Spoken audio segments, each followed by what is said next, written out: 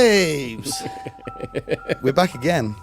BJ, it's your favourite time of the week. We're going to be answering the people's questions. Got to give the people what they want. Yes, sir.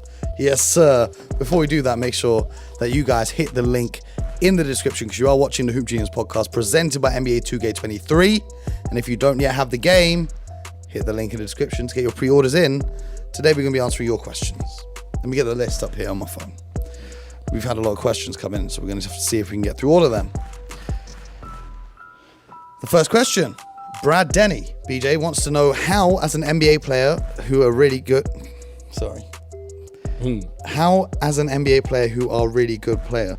Okay, maybe I think he's had the autocorrect hit him with this one. I'm going to have to translate this from the autocorrect. First of all, he says, superb podcast, keep up the good work. Love the energy as always, BJMO. Shout out to Brad. Shout out to Brad every time. He says, how do good players make the next step of becoming an elite or star player? Tatum is an example, very talented, then made a massive step after the last season's performance. BJ, how do good players become great? How do good players become great? Well, Mo, you've heard me say this, and we'll give it to our good friend Brad. If you're going to be a great player, you have to affect three things, right? And the first is the obvious. You have to be able to put that ball in the basket. It's very hard to be an elite player and just really dominate just on the defensive side. You can be a really good player, but... Yeah, really go back. Yeah, okay. But to be a great player, you have to do three things, right? You got to defend, all right? Mm-hmm. You're going to have to rebound the basketball, and you have to be able to share the basketball. Now, you would prefer that your best player... that he's able to do all three, a minimum 2 out of the 3, provided they can get you 25 to 30 points a night. So those three things, defending, rebounding, and passing the ball and sharing the basketball are the three things that all teams have to do. And if you're going to be a good team, and if you're going to be an elite level player like a Giannis, or like a Joel Embiid. Like Tatum, he used an example, made a great step in his passing. On his passing. But he also made a great step. He became, I thought, a responsible defender. Yes. Or you would see him kind of take plays off where I thought defensively he really made a step. He went up against Kevin Durant in that first round. He really defend. I thought he was a terrific rebounder as a guard for whatever position you want to put him at. And then his passing really became elite, last year. So you can see... with his ability to score and put the ball in the basket, if you can affect those other three areas, you really can become an elite level player. Absolutely. And I think as well, team factors do play a role into it. Playing on the best defensive team in the NBA allowed Tatum to be that superstar guy. Well, it's the culture. I think I thought the coach and the staff really made it about their defense. Yeah. Because you see some players, they have to go elsewhere to become a star player. Because the team they're currently at isn't. But we're going to fly through these questions. Okay. Alex G says, number 1, who is your favorite player to interview? And number 2, for BJ, who is the hardest player you had to play against and why? My favorite NBA player to interview is sitting right next to me, right here, because I basically interview him every day of the damn week. So there's your answer. But if it's not BJ, my favorite other interviews include Hakeem Olajuwon. Very humble, yes. Which was an interesting perspective because athletes are usually super We don't say his name enough. No one does. Well, I'm going to say his name here. One of the all-time greats. I don't know where it fits in, but he's up there with one of the all-time greats to ever. Yep. If he's not in your top 10, you don't know ball. That's what I'll say. Facts. Hakeem Olajuwon was great to interview. Who else did I enjoy? Jordan Poole. He was cool. Okay. Jordan Poole was very cool to sit down with because he was just like, he was talking like he was one of my boys from London. You know what I mean? Right, just normal. Like it was like a normal conversation. Okay. And then I think... do I talk like one of your brothers from London? No, you don't, BJ. Okay. You tried. All right, I'm working on it. You got to come to London and I'll fully integrate you. Okay. You know what I'm saying? And then who else has been a fun... There's been so many players I've interviewed, I kind of lose track of them over time. I think Tyrese Maxey was a good interview. Okay. That was quite a recent one. Draymond Green, a few years ago, many years ago, when I was first starting my career. Right. Draymond Green gave me a really good interview. But yeah, BJ, have you ever interviewed an NBA player in like a media context? Not for like scouting and not for agency, but as in... Because you had some time at ESPN. Yeah, I did. I can't remember. I can't remember here, but I'm sure. I think. Let me ask you this then, on a different tone. If you could have one NBA player come and sit down and join us for an interview, and we could interview them, who would that be? Michael Ray Richardson. Michael Ray Richardson. See, when you said Michael, I thought there was only one direction. Yeah, that was going to go. Michael Ray Richardson. Why would that be your answer? Just the players who, when I first got into the league, I would always ask the older players, like who's the player, like you respect, not the guy you would see in the media, not, you see in the list. And all of the older players would always say the Sugar Man. Okay. What a nickname as well. And they would always say Michael Ray Richardson. And I was fascinated why, his name, he wasn't in the media, but all of the players, it was like the underground. It was all of the players, favorite player was Michael Ray Richardson. Mm-hmm. And I got a chance to meet Michael Ray, and then I understood why he was your favorite player's favorite player. Mm-hmm. An incredible personality, a phenomenal competitor, and everyone respects him that ever played against him. Mm-hmm. And if you get a chance, please YouTube him. What an amazing player. 6'5", 6'6" point guard. Incredible player. Incredible story. But he would be the guy because he was an incredible personality. Okay. That I would like to sit down with. And and another player I would love to sit down with is the late Len Bias. Yes. Rest in peace. Rest in peace. And what an amazing talent. And I just thought, it was just cut short. His life was cut short. But wow, I mean, to think that, I always play these what ifs. Mm-hmm.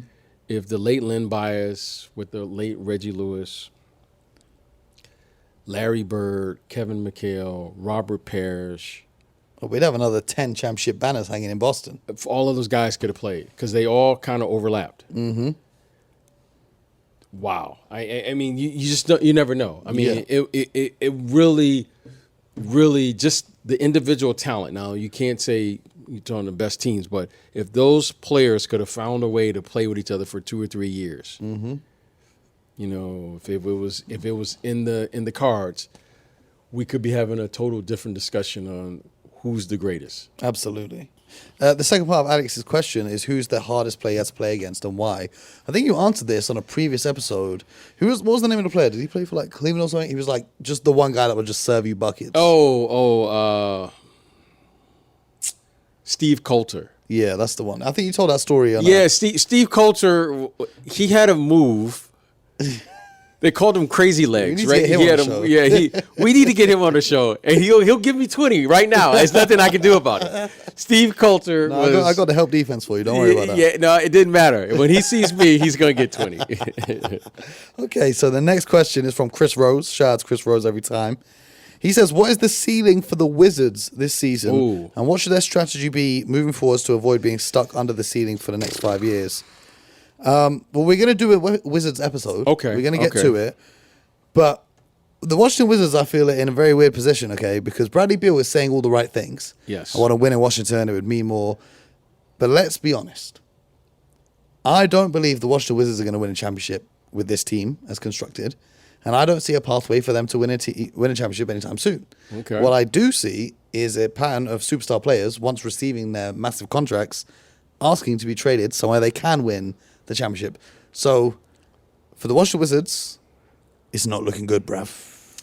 Well, I'm going to say this about the Wizards. When you look at the Utah Jazz this year, mm-hmm. I think it's inevitable that the Wizards are heading on the same path. But this is interesting because they've got good young players. They've got the Rui Hachimuras of the world. Yes. They've got the Avdia.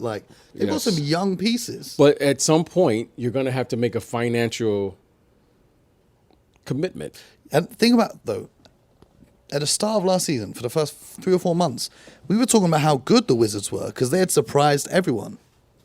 I like this Wizards team. Porzingis is looking good. They got Kuzma now. They made the trade for Will the Thrill, Will Barton. I think that they could be knocking around the play-in spots. Yeah, I think they're going to be competitive. I think they're going to could make an 8th seed or play in or what have you. I think the question is then, do you think Brad Beal is a Dame Lillard type player who's just going to stay there collecting his checks no matter what happens with the team? Or do you think there will come I a point admire in the guys next... who don't run. So I admire it too. Dame and Brad, I don't have a problem with that. Do you think that he is going to stay, or do you think over the next 5 years there will come a point where he demands out? Well, I think there's going to come a point where the organization is going to have to make. Yeah. Because Bradley Beal is making max dollars. And unless one of these guys, unless Porzingis revitalizes himself, and or Kuzma steps up when to they become make an those all-star, financial, whoever they commit to financially will determine what the organization is going to do. Mm-hmm. If Porzingis blossoms or returns back, he's looked good for Latvia in Eurobasket. To be fair, if one of those guys, then because Bradley Beal is a very, very high level scorer, basketball player. Mm-hmm. Okay, he competes, he shows up, and he can play the game at the highest level. However, it's going to require that one of those young players takes a step. Mm-hmm. And that, to me, will determine what the organization is going to do moving forward. GA34, once again, not Giannis's burner account, but he says, glad to have you back to start the day with properly. Shout out to you guys who have always listened in the mornings, who have missed us. We appreciate you. He says, with the East getting stronger, keeping KD, acquiring DeJounte and Donovan, which conference do you think is currently stronger, and who do you think would win in a 5 versus 5? So he says it would be good to hear you pick your East versus West starting fives. Because the All-Star game used to be like this before they changed it to the team captains. So BJ, you're out here in the West on California. So you pick your 5 players from the Western Conference, just off the top of your head. And I'll pick 5 players from the East. And then we'll let the people at home decide which lineup they think would win. So just off the top, you have to go... From the Western Conference only. West, okay. You have to go Jokic at the center. You got to go Curry at the one guard. You got to go Luka at the other guard. Then you got 2 more spots. I guess you have to go LeBron and Kawhi. LeBron and Kawhi. So LeBron over Devin Booker, Paul George. Yes. Yep. And that's a pretty solid team. But for the East, Giannis, Embiid, Kevin Durant. And I think they've won just off those 3 alone. With all due respect to the Western Conference. And then you could even put in Tatum. You could make your ultra big lineup come true with this. There's a whole bunch of guys in the Eastern Conference. Yeah, that's a pretty good East. I think that's pretty good. Do you think as a conference the East is better than the West right now? You know, after he said that, I think the East has better individual players. I think the East is far better as a conference. I think there's 8 teams. I think there's when you really break it down, because we did the list in yesterday's show, but we have Boston, Miami, Milwaukee, Philadelphia, Toronto, Cleveland, Brooklyn, Atlanta. Did you say Atlanta? Atlanta. That's 8 teams already there that all could cause noise in the playoffs. Yeah, but you know what? You have. I mean, I have to assume that the Clippers. Yeah. Denver. Yeah. Warriors, Memphis, New Orleans, Phoenix. That's 6. There we go. You want to say the Lakers, but you're not sure. Yeah, I want to say the Lakers, but you're absolutely right. I think this season the Eastern Conference is better than the Western Conference. Yeah, it depends what you mean by better. But also, I think from a fan perspective... And don't forget about my Pistons. Okay. The door is over there. This is your own office. I'm going to tell you to go out the door right now. The Pistons. Okay. But having said that, every single team has something to look out for this season. The Pistons, they're a young, exciting team. Right. Even the Orlando Magic. There aren't many teams, even OKC, you want to watch. San Antonio and Utah, maybe not. But San Antonio, I will personally be watching. You know what I mean? So I think the league's talent is in a great place. It is very exciting to watch. But I think for fans, the Eastern Conference on a nightly basis might be a little bit more exciting. I agree on paper. I agree. Will Moxton wants to know, who are your breakout players? Who are your shock teams that could overachieve that have perhaps gone under the radar? So give me one player and one team that is going to shock the world this season.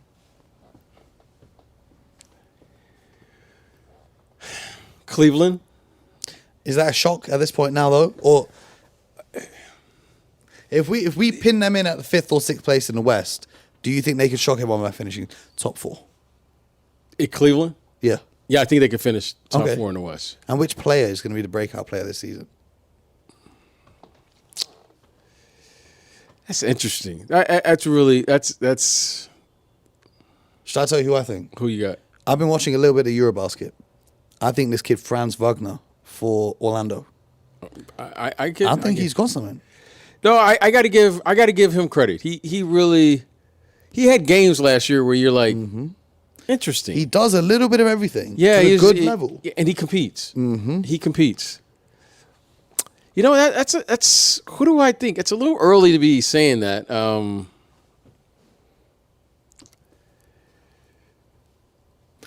You know, any of the rookies maybe, or any of the players that they say is. I think Russell Westbrook could shock everyone just by being good. How could you shock it? He's going to be a first ballot Hall of Famer. Okay, but look at how they treat him on TV and online. Look at how he gets disrespected. No, I'm not looking. I'm looking at the game. The guy averaged 18 points a game last year. I heard people yesterday saying he's not even a top 50 player in the NBA right now. You know what? That's a narrative. When I say shock the world, yeah, but it's the world that goes with the narratives. You feel me? Well, I'm going to say this. This is what I'm going to say about Russell. It's one thing that I can count on with Russell. He's going to show up. Now, I can't say that about a lot of players today. But I can say this about him. You know he's going to give you everything he has. Now, hopefully for him, because he shows up and he does compete. You know what? And say all you want to about Russell and his decision-making and so forth, whatever it is, for whether you're a Russell fan or not, the young man competes and he shows up.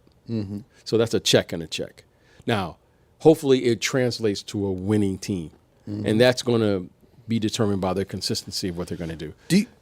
Just going back to the team that could shock everyone, do you think the Knicks could shock everyone? I don't think so with this Knicks team. I don't think so with this Knicks team. I think they could be shockingly bad. I just have these visions of watching how Jalen Brunson played in that Dallas system, where it's basically 5 out and he's attacking at the paint, either scoring or kicking to a shooter. Right. Comparing that to how New York play basketball, and then Julius Randle and all the guards they got on the roster and RJ Barrett all needing the ball in their hands to really be effective. It's a very different style of play. And I think that it could just not mesh.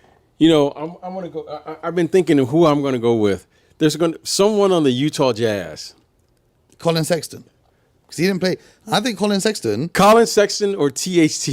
I one heard, of them is going to be. I heard someone say that Colin Sexton is just Donovan Mitchell is just Colin Sexton with better marketing. I don't know, but I will say this about Colin Sexton. He shows up. He competes. Yeah. He competes. And when you look at the numbers, him and Donovan Mitchell ain't that far apart. You know, Danny has always been about getting guys who just going to show up and play hard. Colin Sexton is going to show up and he's going to play hard. I think this kid THT is going to show up. I think somebody off of Utah is going to be. Well, Wayne Richards wants to know, with the Cavs acquiring Donovan Mitchell, does that make them a serious contender to go deep in the playoffs? My brother Wayne, check out yesterday's episode, and your answer will be provided. Pierce McGlinchey always provides us with great questions. He says, if the Bucks added another All-Star to their team, could they dominate the rest of the decade? Like the Bulls did in the 90s. Bearing in mind, we're in year 2 of this decade. So it's 2022. If they added another All-Star to their team, could they dominate for the next 8 years? It depends on which All-Star. Because if you added Chris Paul, who's an All-Star, no, you couldn't. Because it's 8 years. That's a long time. But if you added a young All-Star to that team, you added Jarrett Allen, for example, or whoever, then yes, I believe they could. You know, sometimes I like to dream too, Mo. If you added Kevin Durant. Oh, man. But 8 years is a long time, though. Kevin Durant. I don't. I just want to see. I want to see how good Giannis and Kevin Durant would be together. Insane. No, the inside, the outside. I don't think they. You know, honestly, like I remember when the Bulls won. What they won, 71 or 72, and then the Warriors won 73. Yeah. I think they can win 75 games. Wow. That's I really do. Losing 7 in the whole season. I really. Giannis and Kevin Durant. Listen, you can't double team them. And they play on different spaces of the floor. You know, like Kevin is on the perimeter, Giannis is mid-range and interior. Yeah. If I was Kevin Durant, I would want to go to Milwaukee too. Well, I wouldn't want to go to the city of Milwaukee, but the Bucks organization. At this stage, Kevin Durant, go play with the best players. If you want to do that. The reason why I said Jarrett Allen is I'm more concerned about that Brook Lopez's health moving forwards and having that 5 spot covered. Right. You know what I mean? But we're gonna see what happens with Middleton as well, coming off his injury. See if he still plays at the same level, because it could all start falling apart. Kevin Durant. That's why Giannis made those comments in the media about playing for Chicago and playing for LA. Like, he likes to keep the Milwaukee Bucks. He likes to remind them, come on, guys. I'm okay with that. Compete. But he doesn't. If he's playing with you and I, he's still. We're making the playoffs. We're making the playoffs. Facts. I'm gonna give you 10 a night. I'm gonna give you 10. I'm gonna give you 10 points. But how many are you gonna give up? Hard fouls. I'm giving up free throws. I'm giving up points. 6 hard fouls. I might be done in the first quarter. That's what you're gonna get, though. Okay. Okay. 10 and 6. A few catch and shoots, a few free throws, and then on the other end, I'm a foul. 10 and 6. I'll take everyone. that. I'll take that. Anyway, Ian Turner has another question about the Cavs. How far do they go? Is the balance right? Do you think? We spoke about them in yesterday's show, but do you think there is a thing of too many cooks spoil the broth? That's a saying in England. I don't know if you guys have that phrase here. But too many cooks in the kitchen. Yeah. Do you think there is an element of that on NBA teams? Do you think that maybe one player too many, especially considering Garland kind of needs the ball a lot to be effective?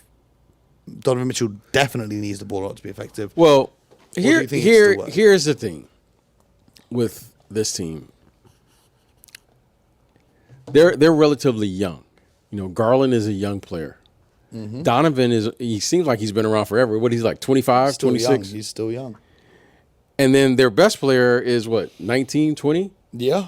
So they're not like, 8, 10-year all-star players. Now they just want to win. They're still trying to figure that out.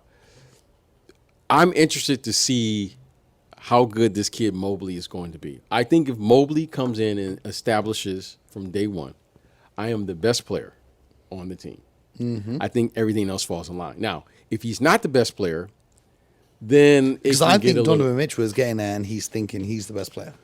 Well, I think Donovan Mitchell will quickly realize that he's not the best player. Do you think that will encourage him to start playing defense? No, I think Donovan Mitchell realizes now that he will have to play defense. Why? Why do I say this? Because Donovan Mitchell can't hide now in the Eastern Conference. When he plays against Boston, he's going to be matched up with Jaylen Brown or Jason Tatum. Or even Marcus Smart, who was still cooking. When he goes and plays against the Miami Heat, he's going to be playing against Jimmy Butler. Tyler Hero. Max Strus. Okay, when he goes and plays against... Philly will be a nightmare for him. Harden or Maxey, pick your poison. Then when you go and play against the Bulls, DeMar DeRozan, Zach LaVine. So I think Donovan Mitchell is really going to have to come with a different energy, whether he wants to or not, or else he will be exposed. Because those two big guys are really, they're all defensive they'll cover players. His mistakes like Gobert did. But he's got to bring a different energy. Now, in his defense, no pun intended, they just had a funnel defense. That entire team just funnels everything to Rudy Gobert. It was designed that way. That was designed. Okay. Now I think he's in a different system, and he's going to have to play different. They didn't have any good defenders on that team. That's why they had a funnel system. It would be whatever the reason. There's no way. Put it like this. There's no way that Drew Holiday is on Donovan that Utah team Mitchell has all of the physical capabilities. His wingspan is giant. He should be a really good defensive player. He got size. He's got good foot speed. He's long. He's athletic. Well, when he was drafted, they told me he could guard like Avery Bradley, and I'm still waiting to see that. So we're gonna keep it moving. We're going to keep it. In the words of George Gervin, your best defense, young fella, is your offense. So, the Boston Celtics UK, formerly known as the Boston Brit, Nathan, wants to know, with Gallo out for the year, that was a horrible injury, by the way. That was horrible. Will the Celtics bench depth take a hit. Who do you think replaces him? The rumors are Carmelo to the Celtics on a 1-year deal. I'm worried that a deal will be signed before this podcast is released. But what do you think about Carmelo Anthony on the Celtics to replace Gallo, who they need someone who can score. Mm-hmm. They need someone. I like Bogdanovich there. Yeah, but they don't have the money to trade for his contract. But what do you think about Melo, though? I like Melo. I'm okay with Melo there. I also like Melo as like an older head to a Jason Tatum. Because I think Jason Tatum could learn a lot from Carmelo Anthony. Well, I just want someone who can score. Yeah. They need someone who is a legitimate scoring threat with their second unit. Mm-hmm.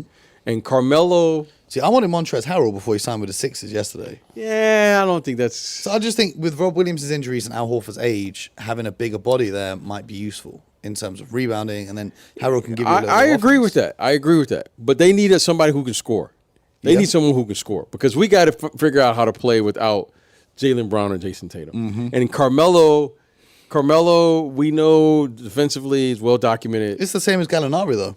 That's what I'm saying. But we know one thing. Carmelo is a bucket. That's facts. Now he can get you. He can get you 20. He might give up 20, but he gonna get you 20. Mm-hmm. And for that system, for that team, I think that's a good fit for him. And we were just talking about the funnel or whatever.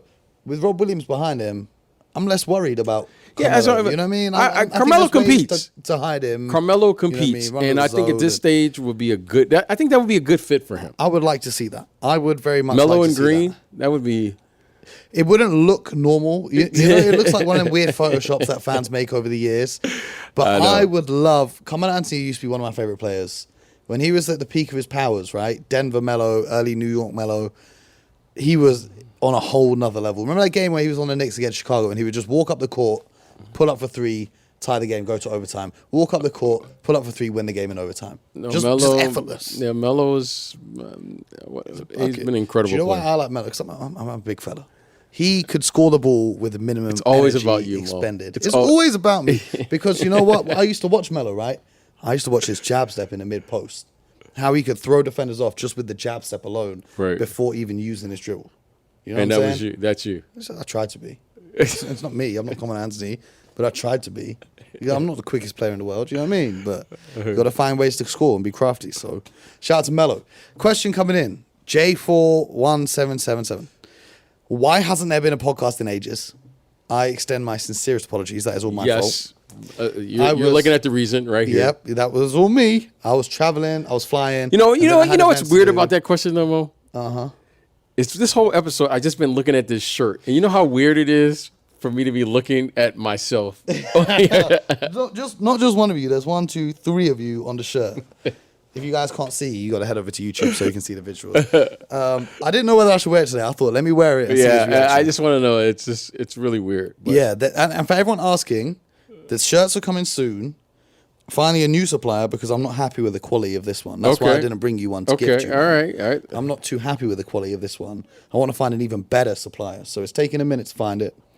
And they will be on the way soon. I got some names. Oh, we got to be in the EU, though. You know what I mean? We got to be in the EU. All right. So that's why the Brexit is all complicated. The Brexit has messed up everything in my life. Okay. But we'll work on it. It's coming soon, guys. Don't worry. Right now, I only have one. Tom, my boy from 2K, he has one. He's the one who facilitates all the greatness that you see. And Kay Cunningham is the other player. The reason being, young Detroit point guard. I thought it was only right. I thought it was stand up, right. Detroit. Yeah, stand up. Cause you sleeping on my Pistons. Keep an eye on the pregame fits while we watch the Pistons this year. But the answer to why there hasn't been a podcast in ages, I was flying to America and then I had events to do, and you guys are going to see the content on TikTok, on YouTube, and all that stuff. So stay tuned on there for all that content. But the real question that he's asking is, only joking but seriously, do you think Utah missed out on the rumored New York offer? And Andy Williams has replied to that tweet saying that has just got to be Knicks PR to appease their fan base. Now, I heard something, which isn't really the question because we discussed that on yesterday's show, but I heard the media aren't allowed to talk to the Knicks organization right now. Did you hear this? The media is not allowed to. Yeah, the Knicks don't talk. I don't think they don't talk to the media. And they're the only team that does that like that. Right. Why? Must be coming down from the top. Interesting. That's all we're going to say about that one.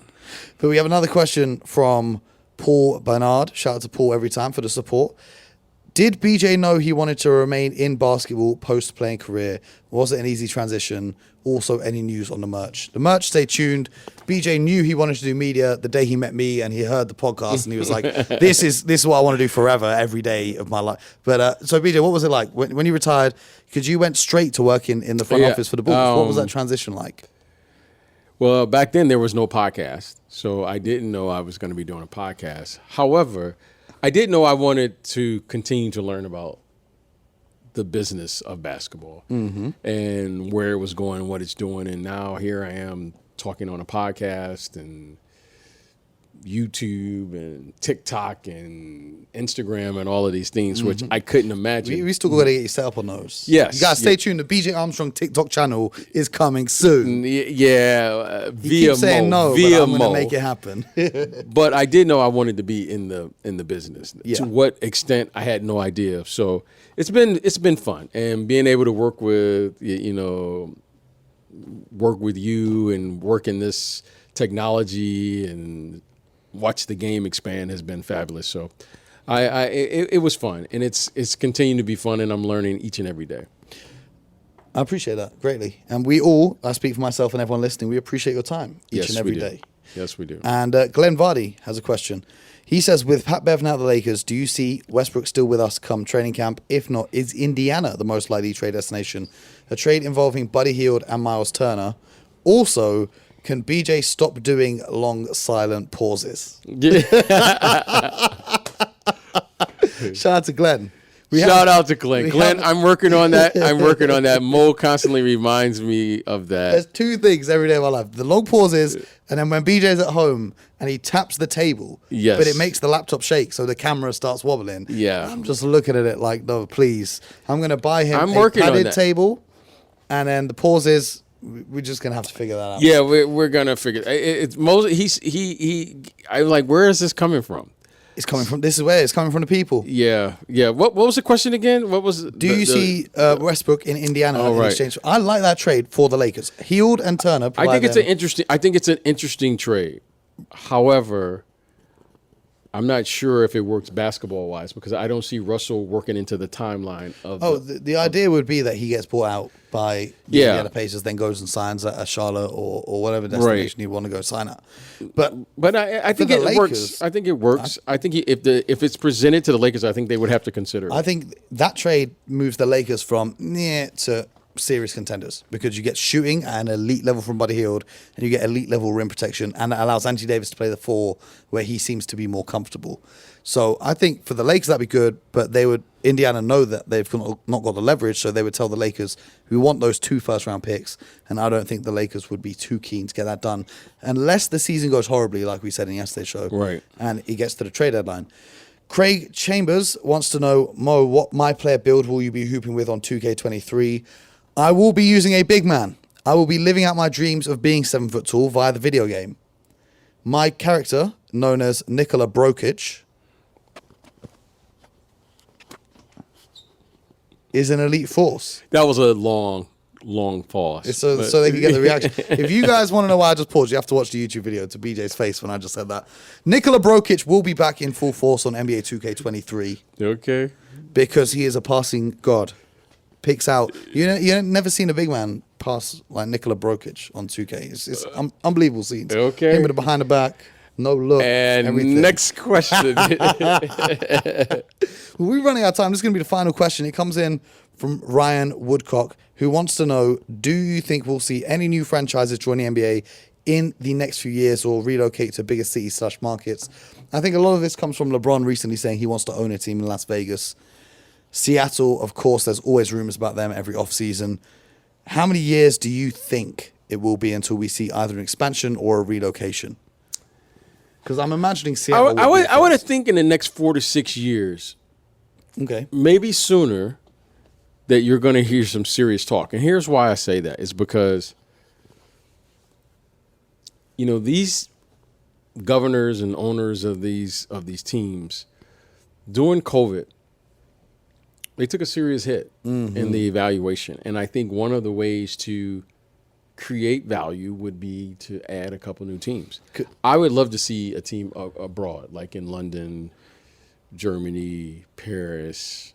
I think that's where to go. I think the travel is too much right now until air travel reaches the point where it's more convenient. I don't think Because so. for the Lakers to go from LA to, it's okay for the Knicks to come to London, but for the Lakers to come all the way to London, that's some serious air miles. They can figure it out. I think the first would be Seattle, Las Vegas, Mexico City, and then I think they would expand back to Vancouver, like somewhere I just in think Mexico. Financially, it would make more sense for them to go abroad. And then I could be the general manager. Well, of course London, you could do that. Whatever it may be. Of course you could do that. But I would love to see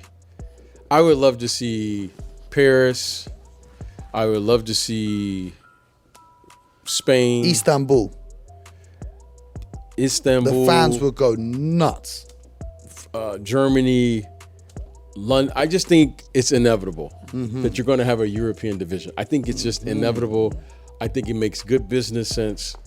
And then if you want to do Seattle, you want to do Vegas, great. But that to me is what it's all about. That to me, it's you got to have like 4, 6. You just go say, you know what, Lakers are going to go to New York, Brooklyn, and then they're going to continue. So we spoke about a few weeks ago, why don't any general managers have podcasts?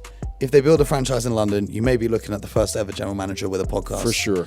And if you guys want to see that, you have to support the show by subscribing and telling your friends to subscribe as well. Make sure you do that right now.